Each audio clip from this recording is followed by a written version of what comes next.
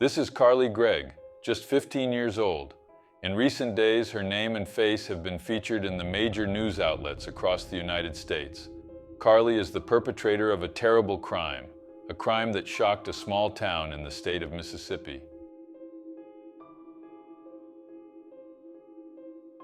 March 19, 2024, is a date that has gone down in the criminal history of Mississippi, United States. A community that prides itself on being the second safest city in the state was shaken by an unimaginable crime, committed by a girl who has just entered her teenage years. The victims, her own family. This shocking case left everyone with one question: what led a young girl to commit such a devastating act against her own family? Ashley Nicole Smiley was a devoted mother and a beloved math teacher at Northwest Rankin High School in Mississippi. Born in April 1983 in Stuart, Florida, Ashley was known for her passion for education and her love for family. Before teaching at Northwest Rankin, she taught at Warren Central High School for 5 years. Ashley was so dedicated that she was honored as Teacher of the Year in 2022, a recognition of her commitment and excellence in teaching.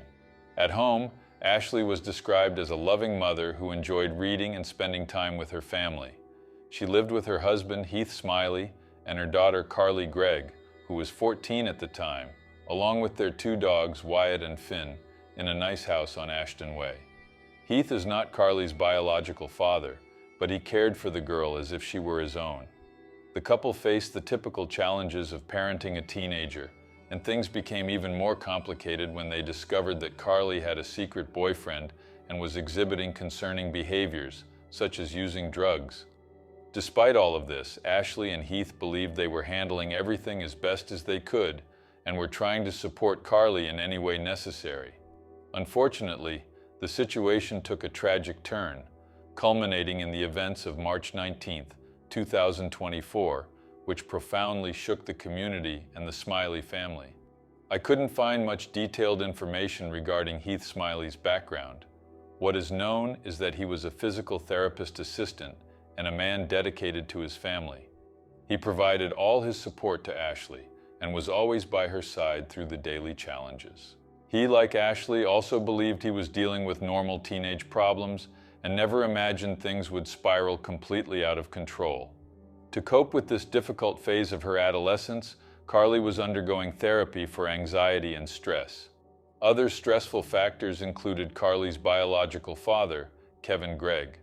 Kevin was a former addict and was seen as irresponsible. He had allegedly allowed Carly to drink beer at the age of 12 and even fought in court for custody of her when Ashley separated from him. Ashley was so afraid of Kevin that she kept a loaded firearm at home for protection against him. On March 19, 2024, Ashley and Carly returned home after school, a little after 4 p.m. It didn't take long for the two to start arguing when Ashley learned that her daughter was using drugs in those vape pens, prompting her to search for evidence in Carly's room, which infuriated Carly. Carly grabbed the gun that Ashley kept for her protection, a .357 Magnum, and shot her mother 3 times. Shortly after, she took her mother's phone and texted her stepfather, pretending to be her mother. In the message, she asked, "When will you be home, dear?" Heath immediately replied, "I'll leave at 4:30, but I might be a little late." Soon after, Carly removed the internal security camera and placed it inside the refrigerator, according to the external surveillance footage of the house. Heath arrived home at 5 p.m. He entered the yard as if everything were normal, but as soon as he opened the kitchen door, he was met with 3 or 4 shots before even stepping inside the house. Fortunately, he was only grazed by a bullet. Even injured, Heath managed to disarm Carly and call 911. A team of police officers quickly headed to the scene, where they found Heath injured on the ground outside the door. Carly had fled by jumping over the backyard fence. The police began searching for the girl, and with the help of a Mississippi Highway Patrol helicopter, they quickly located her. Carly was arrested about 30 minutes after she fled, not far from her home. The crime had a significant impact on the local community, and especially on those who were closest to the family. Carly Gregg was considered a good student at Northwest Rankin High School, the same school where her mother taught. She had no history of being a troubled girl, until recently, when she began showing signs of conflict with her mother. As I mentioned earlier, Carly was undergoing therapy for anxiety and stress. She was taking strong medications for anxiety and depression, and still faced problematic issues due to her biological father. And despite being regarded as a good student and having never been in trouble before, she was recently taking a different path, one that left her mother and stepfather very concerned. Carly was charged and tried as an adult. She faced 3 charges: homicide, attempted homicide, and tampering with evidence. Her bail was set at $1 million. She pleaded not guilty to all charges and remained in custody until the trial, which would occur 5 months after the crime. Prosecutors attempted to negotiate with Carly and offered her a plea deal that would result in 40 years in prison. This deal was rejected by both Carly and her defense, who preferred to go to trial. Thus, on September 16th, the opening statements in the trial were heard. Prosecutors demonstrated that Carly Gregg lived a double life before taking her mother's life and attempting to take her stepfather's life. They argued that Ashley and Heath had no idea that she was still texting her boyfriend using a disposable phone, that she was using drugs before school, and that she was hiding secrets on social media.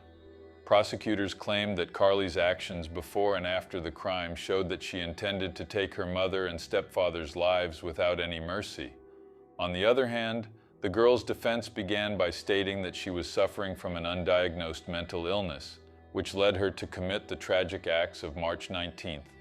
They argued that Carly was a quiet young woman with no history of violence who loved her mother. The defense emphasized that Carly was undergoing therapy for anxiety and stress, and that her tumultuous relationship with her biological father, Kevin Gregg, contributed to her mental state.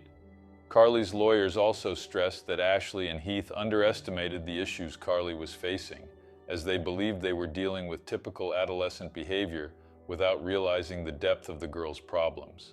The defense insisted that Carly needed help and support, not severe punishment, as was happening.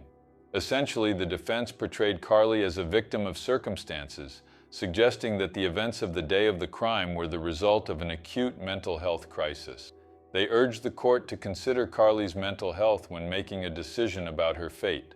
Several witnesses were heard, including a psychiatric nurse named Olivia Lieber.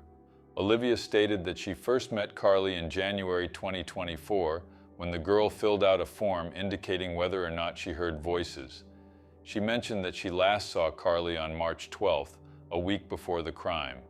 During that appointment, a medication change was indicated after the teenager complained of feeling like a zombie. Olivia said she asked Carly to reduce the antidepressant Zoloft she was taking because she was supposed to start a new medication called Lexapro. According to Olivia, Carly never reported hearing voices or having memory lapses. Another witness heard during the trial was professional counselor Rebecca Kirk. Rebecca was a witness presented by Carly's defense and had met with the girl 9 times before the crime. According to Rebecca's testimony, Carly reported to her that she was having intrusive and disturbing thoughts, that she was easily irritated, and that she had trouble sleeping.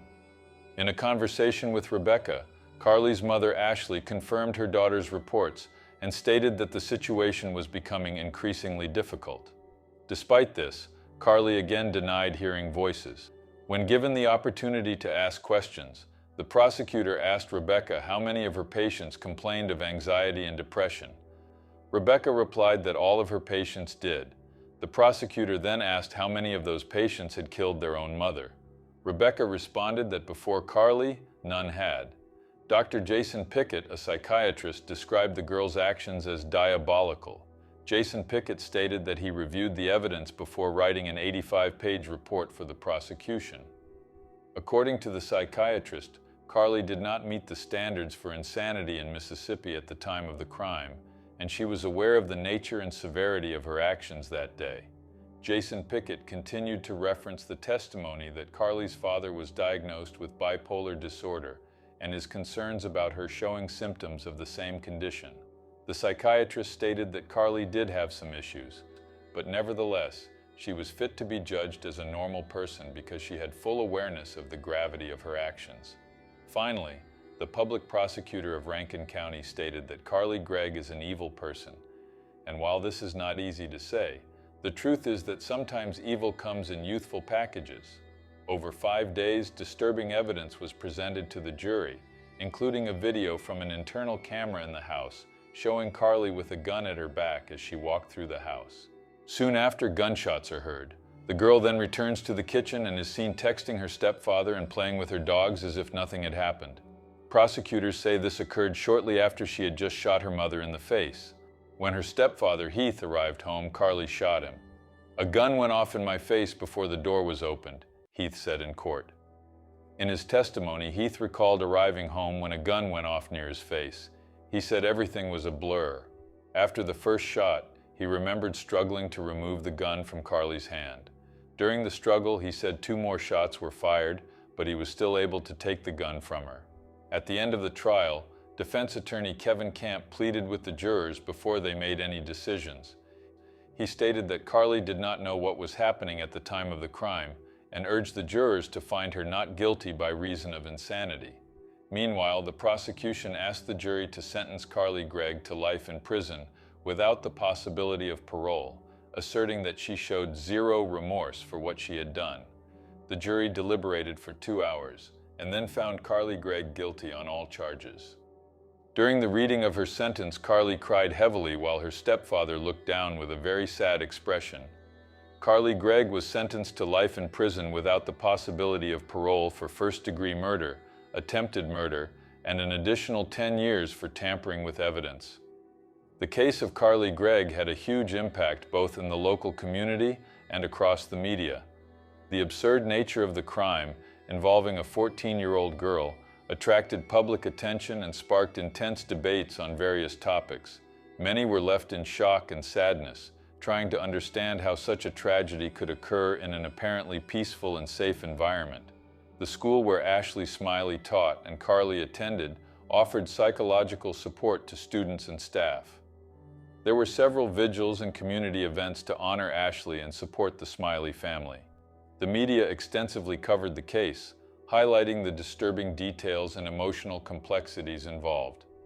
Television programs, newspapers, and news websites discussed the case from different perspectives, including adolescent mental health, family dynamics, and the issue of criminal responsibility for minors.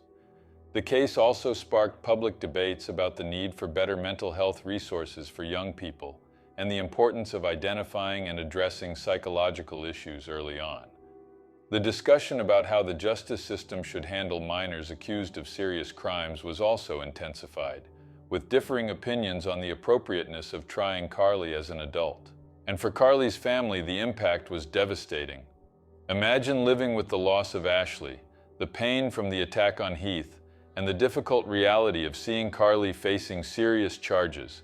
The family was torn between the desire for justice for Ashley and the need for support and understanding for Carly. This case served as a catalyst for broader reflections on mental health and the well-being of young people. Many communities and schools began to reevaluate their mental health support programs and implement measures to better identify and assist at-risk youth.